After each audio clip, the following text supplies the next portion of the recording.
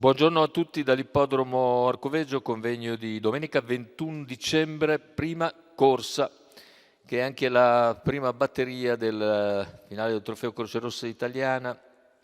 In 10 al via dopo i ritiri di Zefanina e di Aquila della Notte, 1 Zarda di Baba, 2 Elo di Stecca, 3 Barolo Griff, 4 da Granit Dipa, 5 Eurac Go, seconda linea, 7 Bamaco dei Greppi, 8 Balsamo Leone, 9 Elton Pride Gar, 10 Coriolano Pell, 11 Eva Light, favori per Bamaco dei Greppi, macchina che lancia i concorrenti partiti.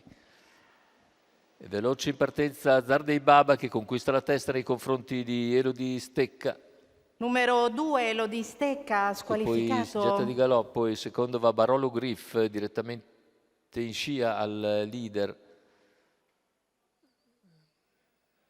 Partito con cautela invece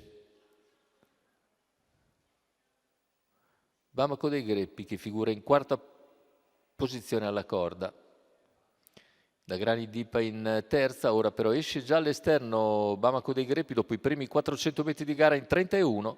Progressione esterna del favorito che avanza su Barolo Griff, raggiunge il sediolo dopo 500 metri di gara.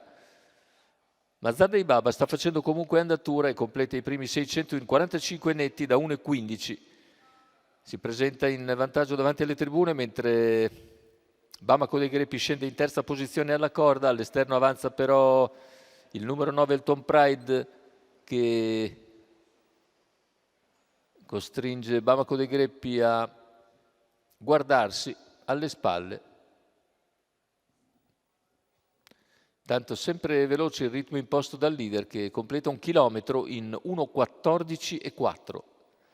Mantiene 3 lunghezze di margine nei confronti di Barolo Griff che è ancora il primo degli inseguitori. Sposta nuovamente Bamaco dei Greppi a 500 scarsi dalla conclusione. Intanto Zardei Baba ha preso netto margine di vantaggio. A 400 dalla conclusione ancora un 14,7. Bamaco dei Greppi cerca di ingambarsi a lato di Barolo Griff che è ancora in seconda posizione lungo la corda. Indietro Elton Pride, retta d'arrivo con Zardei Baba isolato in avanti. Zardei Baba in addirittura d'arrivo con 40 metri di margine sui rivali. Nel finale si limita a controllare la situazione.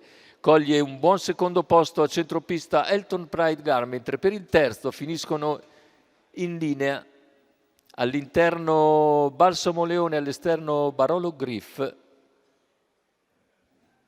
che tagliano fuori così Bamaco dei Greppi.